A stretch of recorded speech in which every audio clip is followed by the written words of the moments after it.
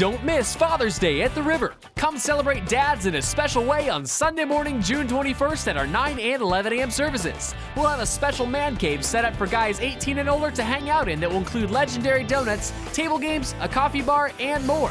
Don't miss this special Sunday of honoring the men in your life here at the River.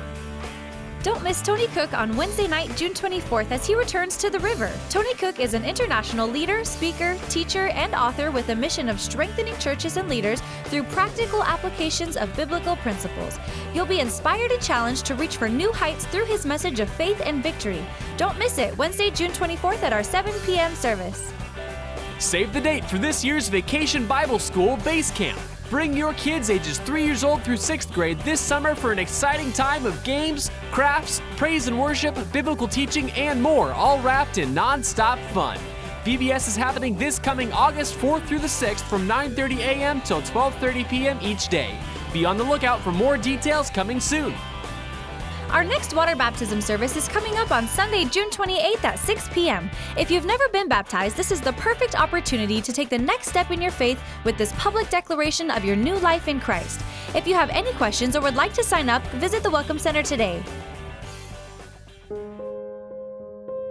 My life was never quite like the fairy tales I heard growing up. Plenty of dragons, but no princes.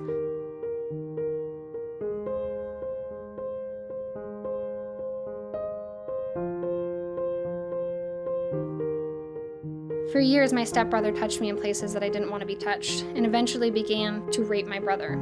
He was dragon number 1. This is a very important resource to our district. Unfortunately, we have a very high rate of child trafficking, and it's very hidden and it's a very destructive issue in our community. And Genesis Project has done so much, not only to help the young women rebuild their lives, but to raise awareness for our community about this issue.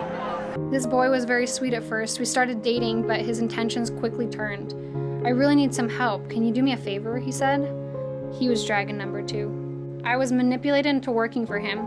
"This street you're walking on, I was brought here to Pack Highway and forced to work 24/7, raped and beaten by men for money that I wasn't allowed to even keep." You don't see a lot of people that are out there trying to help girls that are in a position to not help themselves. They're willing to not keep their heads buried in the sand and realize that there is a problem. "I know you're supposed to be careful online, but he seems so sweet." Dragon number 3 convinced me to come to Burien and became my second pimp. His smooth and charming personality caught my attention and I was hooked. Once I was isolated with him, his personality changed. Violent doesn't even begin to describe him. If I didn't get enough customers, he'd smash my head into the sidewalk. I tried leaving 5 times. Each time he convinced me he had changed. It was a vicious cycle. Oh, and did I mention I also got pregnant from one of my customers? I was 19 years old at the time. If we come together like we have for the last several years, we can impact 122 lives, which is what we have. And some of those lives are completely out of trafficking, completely on their own, independent, has jobs, living dreams, going back to school, and doing very, very well.